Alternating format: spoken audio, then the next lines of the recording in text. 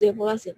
Pertemuan selanjutnya, kegiatan selanjutnya, maka narasumber ini diharapkan tidak digunakan lagi.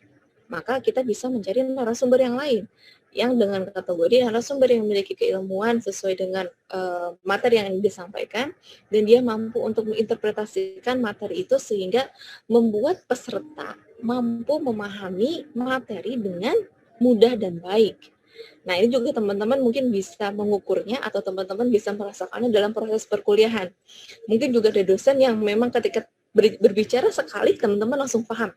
Tapi juga ada dosen yang menyampaikan informasi ataupun materi perkuliahan sebenarnya sudah disampaikan berulang kali, misalnya kayak saya sudah menyampaikan materi 2-3 kali dengan materi yang sama, tapi teman-teman belum paham juga. Nah, saya tidak akan menyalahkan teman-teman. Mungkin bisa jadi saya ini tidak mampu untuk menginterpretasikan materi saya sehingga teman-teman bingung, nggak paham. Nah, itu. Jadi itu ya, teman-teman akan menemukan narasumber dengan dua jenis itu. Maka teman-teman juga harus bisa menilai narasumber yang mana yang paling tepat, yang paling cocok untuk bisa memberikan pendidikan dan pelatihan terkait promosi kesehatan. Oke, kemudian ini ada pertanyaan yang berkaitan dengan evaluasi. Yang pertama, perubahan macam apa sih yang diinginkan? Nah, jadi perubahan macam apa yang diinginkan ini sebenarnya sudah tertulis di mana? Di tujuan pendidikan dan pelatihan itu sendiri. Kemudian yang kedua, cara apa yang dipakai untuk menciptakan perubahan tersebut? Nah, cara yang dipakai ini identik dengan apa? Metode, teknik, dan media yang digunakan dalam proses pendidikan dan pelatihan. Kemudian yang ketiga, apa bukti bahwa perubahan yang terjadi disebabkan oleh cara yang dipakai?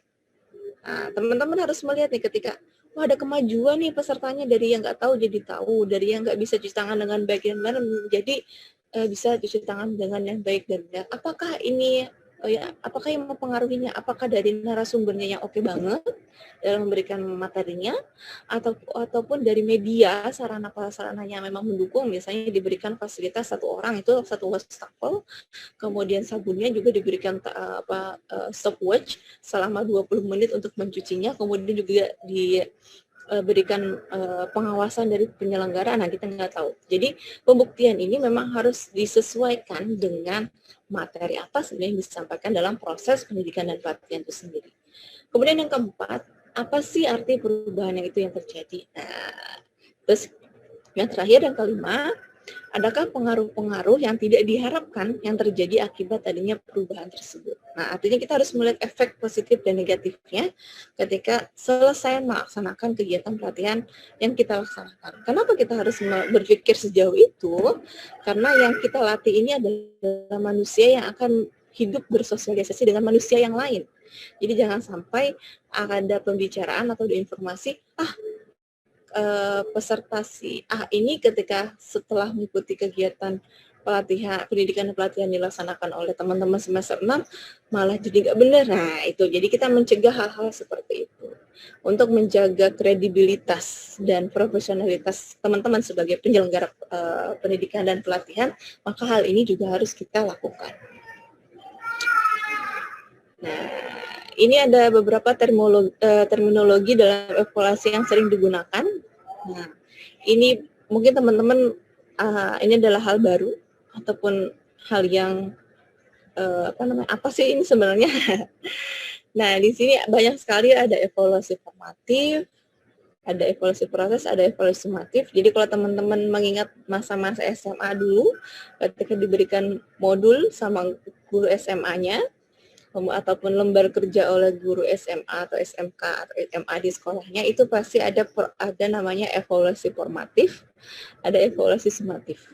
Nah, ini akan lebih banyak lagi. Yang pertama ada evaluasi formatif. Apa itu evaluasi formatif? Itu evaluasi kalau tadi saya contohkan di awal, itu adalah evaluasi yang dilaksanakan di awal. Jadi sistemnya itu formatif. Ada juga beberapa sekolah yang mengatakan evaluasi formatif itu adalah evaluasi seperti UTS, ujian tengah semester. Nah, kemudian yang kedua ada evaluasi proses. Apa itu evaluasi proses? Evaluasi yang dilaksanakan ketika pembelajaran itu berlangsung. Misalnya ketika ditanya jawab misalnya, bagaimana Pak Ilham pemahamannya tentang ini? Dijawab sama Pak Ilham, berarti Pak Ilham paham. Bagaimana Bu Firda terkait pemahaman ini? Dijawab sama Bu Firda, berarti beliau paham.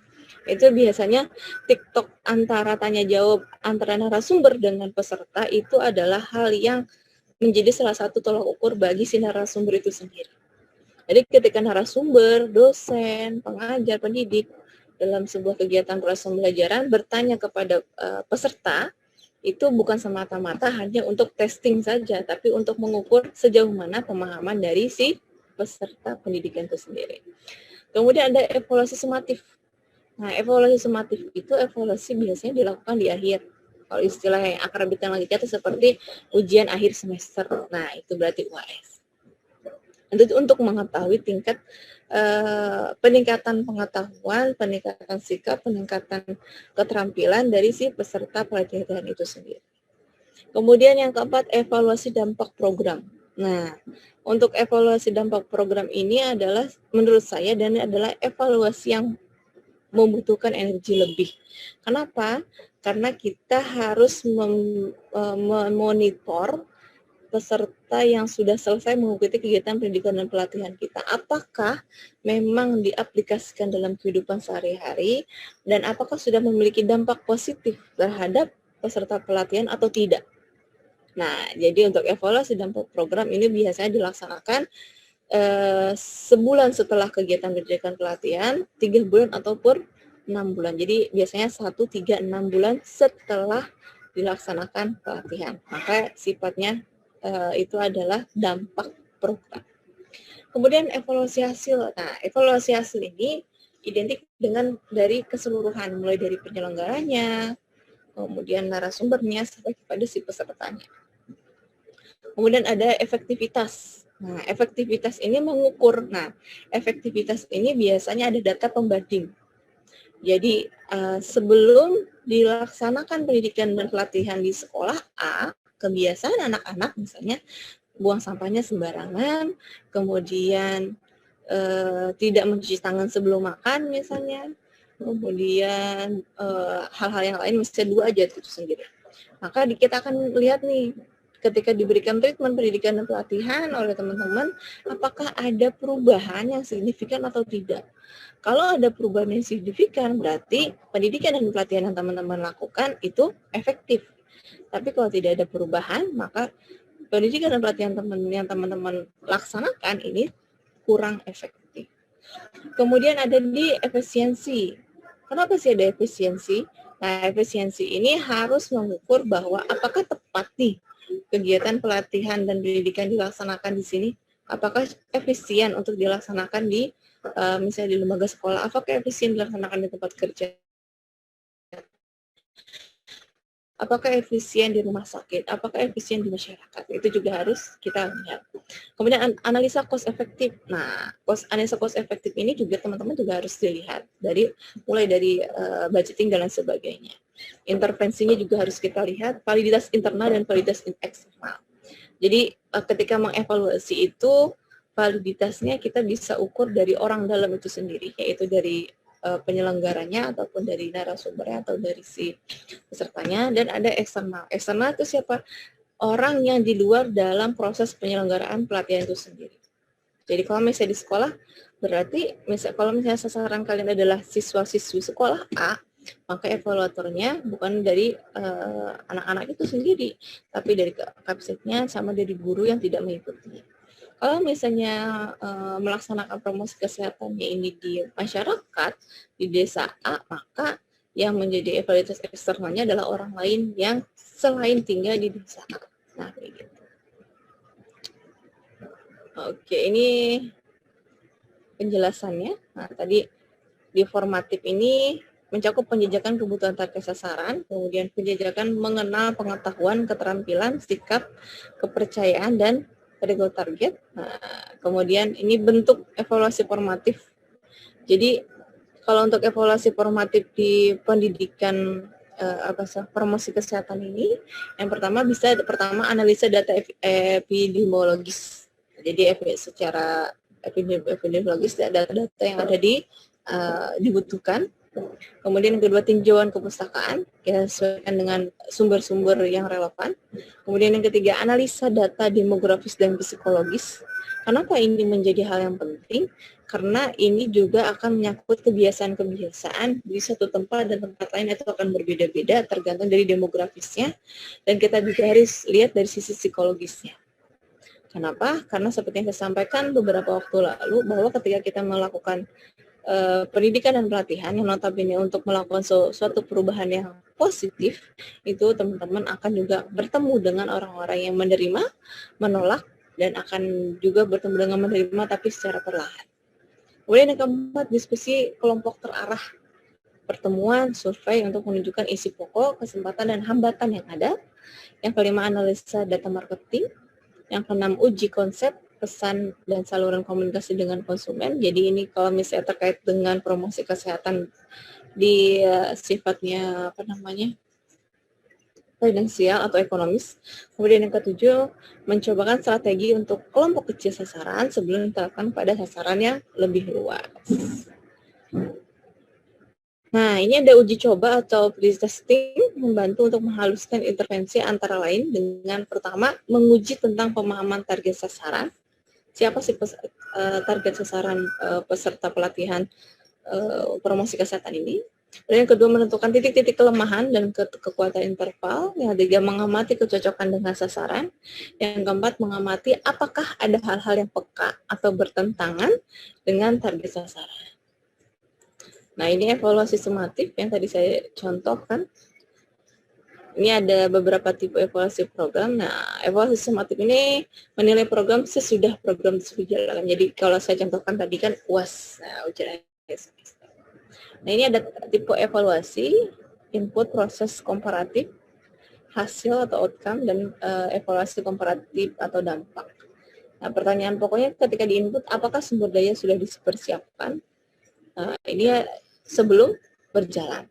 Jadi proses di perencanaan. Kemudian yang diproses, apakah manajemen atau sistem dilakukan sesuai dengan standar? Maka ini fasenya, seluruh fase bisa dilaksanakan, digunakan evaluasi ini. Yang penting sesuai dengan kebutuhan. Kemudian evaluasi komparatif, apakah ada perubahan perilaku? Komparasi yang tadi saya contohkan. Sebelum dan sudah mengikuti pelatihan yang dilaksanakan, apakah ada perubahan signifikan atau tidak ada. Oke, kemudian ini ada proses evaluasi.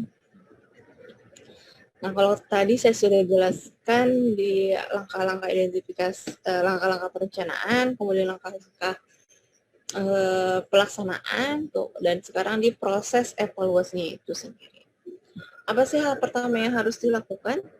Hal pertama yang harus dilakukan adalah yang pertama, menentukan apa yang akan dievaluasi. Nah, apa sih yang akan dievaluasi? Apakah yang dievaluasi hanya pembelajarannya saja atau evaluasi program dari pendidikan pelatihan itu sendiri? Kemudian yang kedua, mengembangkan kerangka dan batasan. Nah, kerangka dan batasan ini mengacu ke dalam tujuan umum dan tujuan khusus dari pelatihan yang dilaksanakan. Kemudian merancang desain atau metodenya mau seperti apa? Apakah metodenya kuantitatif atau metodenya kualitatif?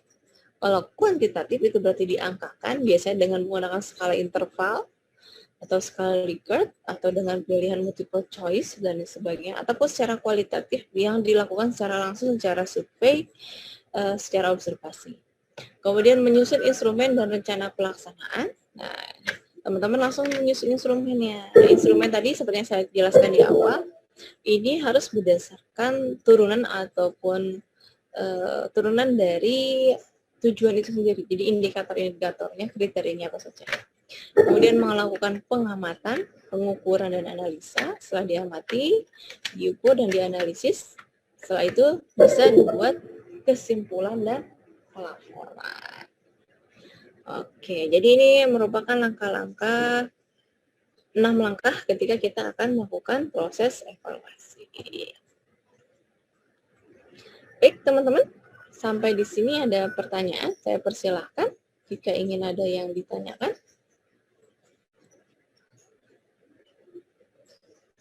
Atau saya khawatir teman-teman ini bingung sebenarnya kenapa? Karena memang sangat penting